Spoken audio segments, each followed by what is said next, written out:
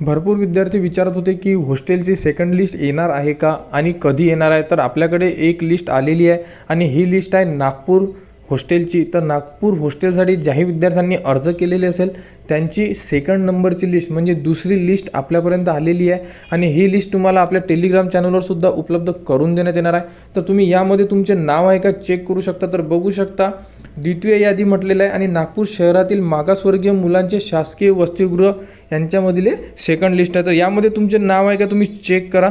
हे 5 पेजची एक PDF आहे। ही PDF तुम्हाला आपल्या टेलिग्राम चॅनलवर सुद्धा उपलब्ध करून देण्यात येणार आहे।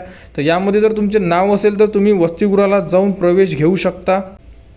तर ज्याही विद्यार्थ्यांचे या लिस्टमध्ये नाव आहे त्यांनी लवकरात लवकर आपल्या वसतिगृहाला व्हिजिट करा व आपला प्रवेश तुम्ही निश्चित करू शकता जर तुम्हाला प्रवेश घ्यायचा असेल तर।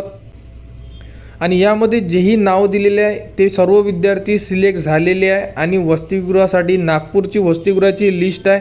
तर विद्यार्थ्यांना एक विनंती आहे की ज्याही विद्यार्थ्यांना अदर डिस्ट्रिक्टची जर लिस्ट मिळत असेल, जसे की ही लिस्ट एका विद्यार्थ्यांनी आम्हाला सेंड केलेली आहे, कारण हॉस्टेल लिस्ट देत नाही आहे किंवा कोणताही डाटा प्रोव्हाइड करत नाही आहे, म्हणून कोणाला कोणत्याही जिल्ह्याची जर लिस्ट मिळत असेल तर कृपया करून ती आपल्या टेलिग्राम चॅनलवर पाठवावी, जेणेकरून आपण ती लिस्ट आपल्या ग्रुपवर टाकून बाकी विद्यार्थ्यांना त्या लिस्टचा फायदा होईल। कारण ऑफलाईन लिस्ट असल्यामुळे कोणत्याही प्रकारची डाटा मिळत नसल्यामुळे आपण लिस्ट देऊ शकत नाही। जसं की नाशिक, औरंगाबाद याही जिल्ह्याच्या जर लिस्ट कोणाला मिळत असेल तर कृपया करून त्या तुम्ही आपल्या टेलिग्राम चॅनलवर द्या, म्हणजे आपण आपल्या त्या ग्रुपवर देऊ शकतो। तर अशा प्रकारे ही एक नागपूरची लिस्ट आहे। तर नागपूरच्या लिस्टमध्ये ज्याही विद्यार्थ्यांचे नाव आहे त्यांनी लवकरात लवकर आपल्या वसतिगृहाला व्हिजिट करा व आपल्याला प्रवेश घ्यायचा असेल तर प्रवेश तुम्ही निश्चित करू शकता।